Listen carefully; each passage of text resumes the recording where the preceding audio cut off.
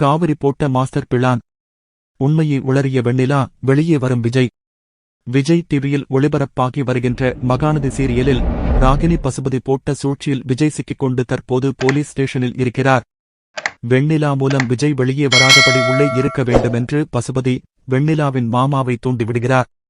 இதனால் போலீஸ் விஜய் மீது எஃப்ஐஆர் போடுவதற்கு தயாராகிவிட்டார்கள்.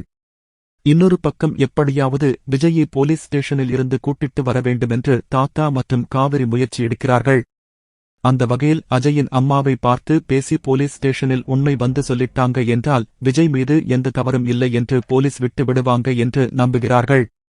அதனால் அஜயின் அம்மா வீட்டிற்கு காவிரியும் தாத்தாவும் போய் உண்மையை சொல்ல சொல்லி கெஞ்சுகிறார்கள். ஆனால் அஜயின் அம்மா, நான் ஏதாவது உண்மை சொல்லிவிட்டால் என் பையனும் ராகினியும் சந்தோஷமாக வாழ மாட்டாங்க.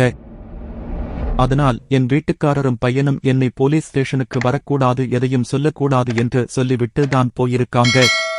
அதனால் நீங்க வேறு ஏதாவது முயற்சி பண்ணி விஜயை வெளியே கூட்டிட்டு வாங்க என்று சொல்லிவிடுகிறார். பிறகு காவிரி கிளம்பும் பொழுது, உங்களுக்கு மனசாட்சின்னு ஒன்னு இருந்தா நிச்சயம் நீங்கள் போலீஸ் ஸ்டேஷனில் வந்து விஜயை காப்பாற்றுவீங்க என சொல்லிவிட்டு தாத்தாவை கூப்பிட்டு கிளம்பி விடுகிறார்.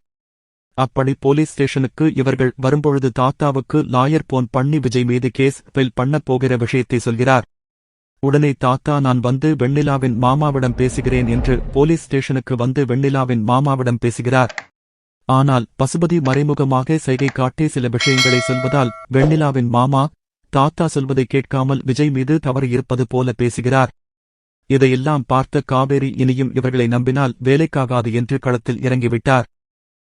அந்த வகையில் பொருட்காட்சியில் காவேரிக்கு உதவி செய்த விஜயின் ஆட்கள் ஒருவர் மூலம் காவேரி மாஸ்டர் பிளான் போட்டுவிட்டார்.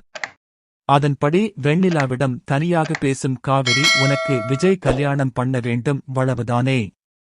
கல்யாணம் பண்ணிவிட்டால் இந்த பிரச்சனையே இதோட விட்டுவிட்டு கொடுத்த கம்ப்ளைண்ட் வாபஸ் வாங்கிடவியா என்று கேட்கிறார்.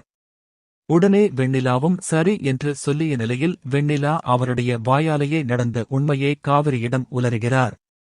இதை காவிரி சொன்னபடி ஐயப்பன் என்பவர் மறைமுகமாக வீடியோ எடுத்துவிடுகிறார். பிறகு இந்த வீடியோ சாட்சியை வைத்து போலீசிடம் காட்டிவிட்டு விஜய் மீது எந்த தவறும் இல்லை என்று காவேரி நிரூபித்து விடுகிறார். அந்த வகையில் விஜய் போலீஸ் ஸ்டேஷனில் இருந்து வெளியே வந்துவிடுவார்.